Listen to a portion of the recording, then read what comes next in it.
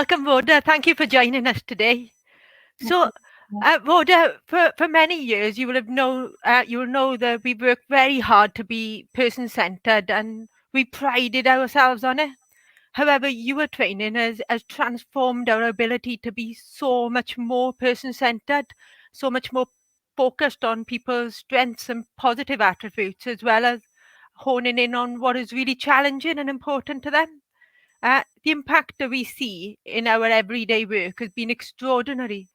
What is it about the collaborative communication approach that makes this difference? I think in a way you've captured that in the question, Jen. It's about really getting alongside people, listening hard, understanding the challenges they face, and also noticing the strengths, resources, resilience they have to overcome those, but making sure that we don't leap at a solution. People who care about the pain, discomfort, and challenge that people have often say to me, it's just a driving instinct to try and fix that, to try and provide something that's going to make it better for people. And that is such a natural human reaction to sadness, challenge, difficulties that people are facing. But actually, what that ends up risking is that we override the very person who's at the heart of it and the very issues that are at the heart of their lives. So the key is about being able to listen, think about not what we put in, but what we draw out, so that people are thinking in a different way about what is it I know about this person just in this conversation or watching their lives, or what do I see in their strengths and their abilities, and then letting people hear some of that so people can see themselves through our eyes. If the temptation is, what can I get them that's going to make it better? If that's the first point that people think about, then it squeezes out this other discussion. And it's not that those things that we might get people and do for people are not absolutely crucial and important, but if they come first, then we talk too much about what we're going to deliver rather than what together we're going to discover. You said that you captured that so perfectly. How different it feels and the difference it is making. It's so tempting to just want to help people, isn't it? And then we are denying people of the opportunity sometimes to contribute what they really want to contribute. Yeah, and sometimes none of us, when we're in times of stress and challenge, none of us necessarily know what the solution looks like. And what we need is time and space to think and talk and deepen that sense of what's at the heart of this for me. Otherwise, we throw ourselves at solutions that seem okay. So if we're all doing that, throwing ourselves at solutions, we don't have any thinking time, and we don't deepen the possibility that we'll really get to the heart of it and build on our own hopes and aspirations.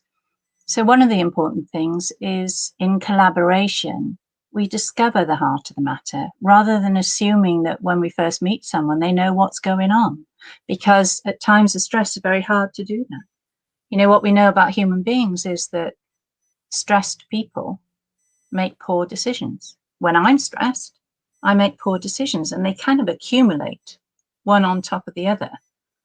And what I absolutely have to do in that moment is pull right back and breathe and deepen my thinking and understanding about what's going on so that I can start to make better decisions. And if I've got someone alongside me who really understands that, whose very first job is to calm me down and help me think, then now we're both able to think and explore and find deeper meanings. That conversation doesn't take longer than trying to fix, but it is a very different experience. Absolutely. We are assuming in that experience that the other person's got everything to give as well as to receive. And that's really important. And the subliminal message when we do the opposite is that somebody's got nothing to give or can't be part of the solution. So it's really important. So, thank you. But what we didn't expect and what has been an amazing outcome is how much happier and more supported we feel within our organisation as staff and volunteers. The approach has improved how we relate and support to each other. This is a familiar, is this a familiar story to you across other organisations in Wales? Yeah, absolutely a familiar story. We've been working, developing the program in Wales across many large organisations, local authorities, health and social care, third sector throughout. And that is an unexpected, as you say, unexpected result that they all report on. For instance, we've worked with some incredibly busy statutory departments who may have had 50% agency staff when we started, and now they're full of permanent staff. And there's a number of reasons for that. Firstly, people are really doing the work they want to be doing, and they're seeing the difference that that is making. And for all of us, that productivity, that contribution to other people's lives, a sense that we're really making a difference, lifts our well-being and our sense of purpose. So people are really feeling it's a good fit between their values and their principles and their skills and what they care about and what they end up doing every day. So when nothing's jarring, people want to be where they want to be. But I think there's another feature to it too, and that's about the language, that's about the empathy, it's about the respect and the trust and trustworthiness. And we apply those consistently, whoever we're in a conversation with. So our first thought, and certainly in your teams, the first thought they have is, I wonder how my colleague feels. And when that happens, people get a real sense of safe places to explore, to think, to talk, and to become bigger than the sum of their parts, because they feel that the platform of trust and trustworthiness, of values and principles, is so powerful that they can safely explore new territory. So kindness Exactly. emerges. Yeah, That's exactly what we are finding. That not only are people supporting each other more effectively than ever, and people feel more supported than ever. I feel more supported than ever. And people are so kind to each other, but people feel safer to explore ideas, and innovation, emerges as a result. But yeah, exactly. Creativity, innovation, breaking down of the barriers in relationships. A lot of people say that they had poor relationships across professional groups, before thinking this way, and now they respect each other's perspectives and each other's worlds and each other's challenges. And instead of just stereotyping those people, they're thinking, "God, we're all human beings in this together. And what we're really interested in is what we can achieve for the people whose interests we share." And that brings out a kindness, respect, and a joining of human beings with a shared endeavor, instead of all those things that, if we're not careful, can separate us from each other. Yeah, absolutely. I remember that from the first day of your training, really, about really emphasizing the importance of not labeling families or each other, and and because that's so fundamental now. We finding that eye rolling is about somebody, whether it's a colleague or whether it's a family or have you, just doesn't happen. It would never happen anymore. It's not. It wasn't particularly part of our culture before, but it was. It would never happen now, and so there's empathy comes first, and Yeah, it makes such a difference. So yeah, over time, we've also noticed that people that we support have a much greater sense of agency, and they are connecting with and supporting each other so much more, and uh, more volunteering, and they have started joining in your collaborative communication training, um, and it seems that this training not only has an incredibly positive effect on professional practice, but helps us all as citizens. It helps us support each other in even more empowering ways than we did before. What do you think about the potential for sharing a collaborative communication approach with across communities? Oh, I think there's enormous potential. And in a way, what you're describing is ensuring that we're in a dynamic relationship with people, that we're not either passive recipients of care and support or deliverers of care and support. We're actually together producing something new that others may need and want. And that unnatural divide, them and us divide of the past, doesn't help us at all, does it, in the truth of people's enormous capacity, participation, skill, knowledge, compassion, love. And there's not a dividing line for that. So if we think collaboratively, if we look for each other's strengths and resources, and then we combine those, then that ripples out into a whole philosophy for our community engagement, which you're no strangers to, any of you. You know, that is a philosophy of community engagement. But it's making sure that the skills are at the heart of it, and that we're not defaulting back to fixing, but we're actually collaboratively improving together and contributing together. And we don't know where that can lead if we start from there. Yeah, it unleashes the magic, the because we start focusing on people's strengths and each other's strengths. It unleashes all sorts of power that people got to share and gifts that people got to share Yeah, that they didn't realize that could be valued so much. So, yeah. and because of this, as well as supporting people and families on a very personal level, this strength-based mindset has helped us be much more effective in our work, awareness raising across communities and organisations, and in supporting carers to have a much stronger voice and influence on a local level, a regional level, and across national platforms. It seems that the collaborative communication approach, the strength based, outcomes focused mindset is a cornerstone skill and mindset. Why do you think that is? Well, what I observe happening, Jen, is this two-way process, because we're all better heard if we're better at listening. And what I'm seeing people do is really change things from the ground up by listening hard, empathizing with the people they're listening to, creating that safe place, and then they get heard. And there's when people know that it's their skills and communication and values and principles they bring to that room, not knowledge and status, but all those things that make a difference, then the respect and the trustworthiness grows and people get properly heard.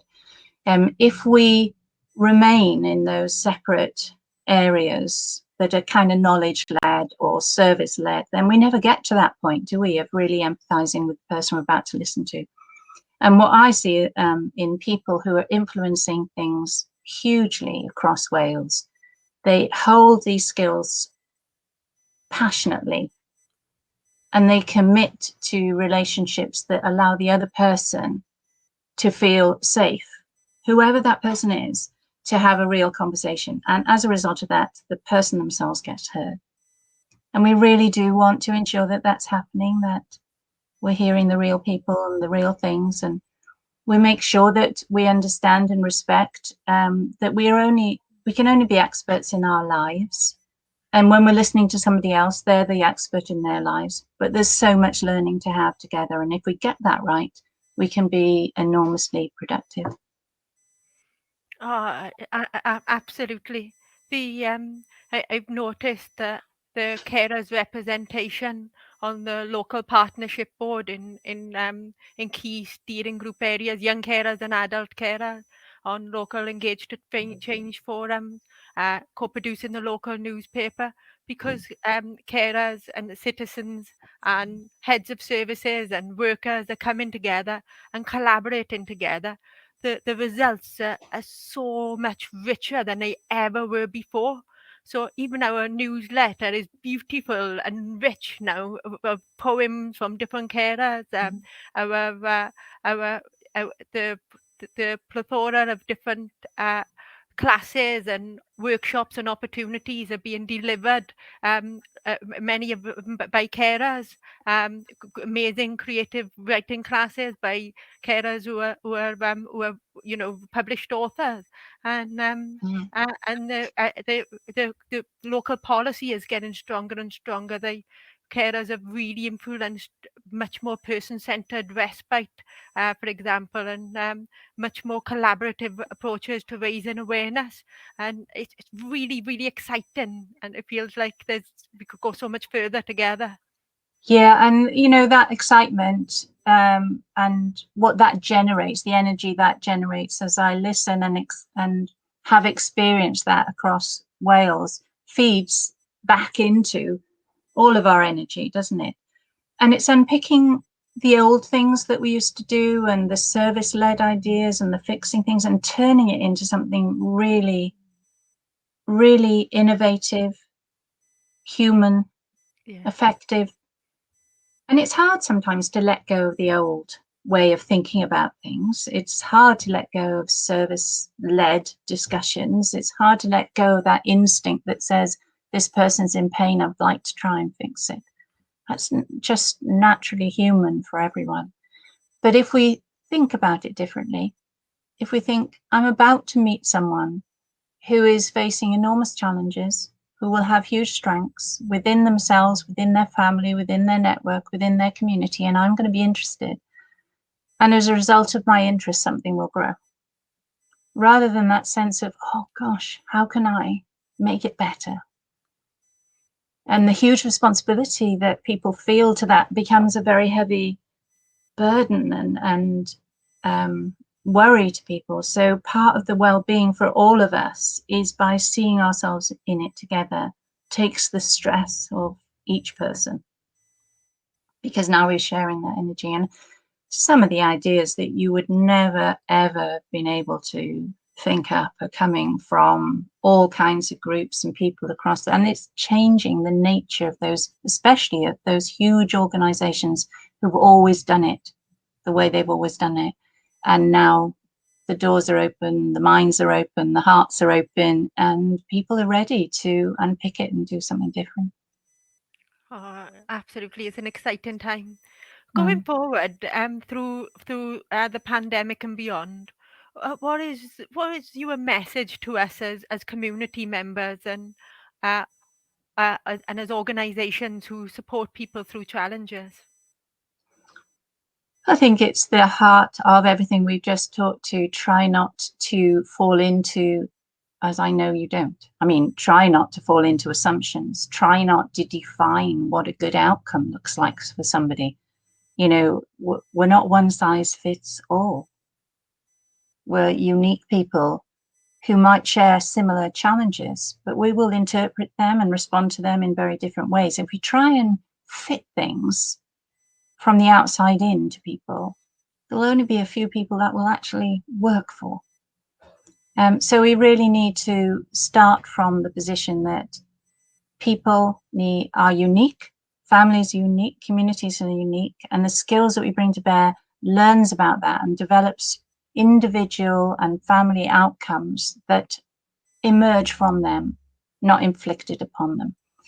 And if we inflict things and then we try and measure the thing we've inflicted, we go even further down the route of taking us away and disengaging from the people we're trying to help. Now we're counting numbers and times, and we're thinking more about how much of something we do and what we're going to do rather than why we're doing it, to what end. Because if we're not thinking why we're doing it and to what end, and we're not thinking about that in a collaborative way with the people we're trying to engage with, then we end up inflicting things that can become like scaffolding. People talk about being released from the structures of care and support and allowed to generate original thoughts and ideas, it is a kind of release. And we need to make sure in every stage we're not planning to do things for people, to people, but working alongside people in growing what works for them. It's perfectly possible to measure all of that. We just make sure we hold the individual at the heart of it, the uniqueness, and we measure where are we together in our attempts to reach a better outcome, and how far have we come and where do we still need to go. We can measure all of that as we have our collaborative conversations. We don't need to inflict a picture of what life should be like and then try and measure that. That's a really powerful takeaway message for us, uh, Rhoda, that if we can keep that message close to our hearts as we go forward, will really help us stay true to every unique individual Yeah, and pay attention to the strengths of every unique individual, and and work with them in a way that as an equal, work with people as equals, and we are both givers and receivers, and together we can create something much better, an outcome that's much better for all of us really, and contribute to that more socially just society together. And perfect. Perfect summary, Jen. Yeah. so, Okay. thank you so much, Rhoda, for curating this incredibly important and powerful training program in Wales, and for giving us this approach as an organisation. We'll never be able to thank you enough. It's transformed our practice and deepened our practice to a level that I can never really articulate or do justice to. But I think what might do justice to your approach is listening to Becky and Hayley, who are going to talk about the difference that paying attention to people's strengths and really listening to people and what's important for them as unique individuals, what difference that makes to a real person and a real family. So I'll hand you over now to Becky and Hayley. Thank you. Thanks, Jen.